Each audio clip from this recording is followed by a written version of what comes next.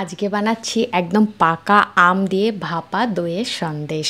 এটা হয়তো অনেকেরই চেনা, এটা বাড়িতে অবশ্যই একবার ট্রাই করে দেখতে পারেন। এখন যেহেতু আমের সিজন, আর যারা আম খেতে ভালোবাসেন এই সন্দেশ তাদের খেতে কিন্তু দারুণ লাগবে। একদম পারফেক্ট হবে যদি এই রেসিপিটা ফলো করে বাড়িতে বানান। তো এটা বানানোর জন্য আগের দিন রাতেবেলায় আমি 1 লিটার দইকে একটা সুতির কাপড়ের মধ্যে দইটা দিয়ে একটা ছাঁকনির মধ্যে বসিয়ে তারপর নিচে একটা বাটি দিয়ে ফ্রিজের মধ্যে রেখে দিয়েছিলাম। দইয়ের মধ্যে যথেষ্ট জল ছিল, মানে যতটা জল ছিল সেই জলটা রিলিজ হয়ে একদম হাংকাট তৈরি হয়ে গেছে। এবার পরের দিন একটা বোলের মধ্যে পুরো দইটা মেপে 2 কাপের থেকে একটু কম হয়েছিল, সেই দইটা আমি একটা বাটির মধ্যে ট্রান্সফার করে নিয়েছি। তার সাথে কনডেন্সড মিল্ক ইউজ করছি 1/2 কাপ।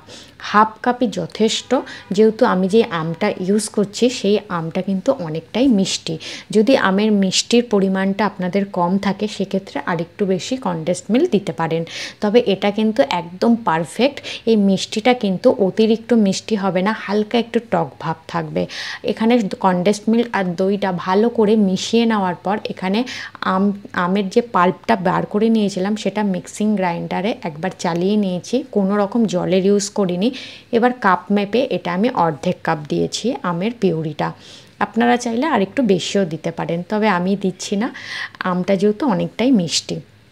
কালারের জন্য আমি যে কেক বানাই সেই কেকের ফুড কালার একটু ইউজ করছি, ড্রপ 3 থেকে 4 ড্রপ হবে। তবে এটা যদি না থাকে বাড়িতে স্কিপ করতে পারেন, এটা দিলে শুধুমাত্র কালারটা ভালো আসে। এবার কেক বানানোর একটা মোল্ড নিয়ে নিয়েছি, এই মোল্ডের মধ্যে একটা বাটার পেপার লাগিয়ে নিয়েছি যাতে সন্দেশটা তৈরি হওয়ার পর খুব ইজিলি বেরিয়ে আসে মোল্ডের থেকে। তা বাটার পেপারটা অবশ্যই লাগিয়ে নেবেন। তারপর দেখুন ব্যাটারটা কতটা ঠিক হয়েছে বলে খেতেও কিন্তু দারুণ লাগবে।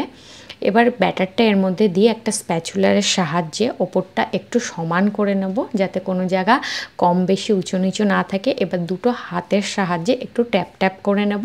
তারপর ওপর থেকে একটা ফয়েল পেপার দিয়ে দেবো। ফয়েল পেপারটা চারধারে ভালো করে লাগিয়ে নিতে হবে যাতে স্টিম হওয়ার সময় কোনো রকম জল যাতে ভেতরে না পড়ে।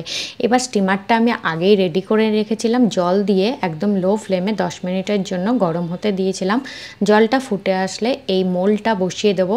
টোটাল 30 মিনিটের জন্য স্টিম করেছি। স্টিমার থেকে 30 মিনিট পর মোল্ডটা বাইরে রেখে একদম ঠান্ডা করে নেওয়ার পর আমি ফ্রিজে মাত্র 30 মিনিটের জন্য রেখেছিলাম। যেহেতু আমি ব্যাটারটা অনেকটাই থিক বানিয়েছিলাম, মানে অনেকটা গাঢ় বানিয়েছিলাম, সেই কারণে আমার মাত্র 30 মিনিটেই কিন্তু একদম ভালো মতন তৈরি হয়ে গেছে।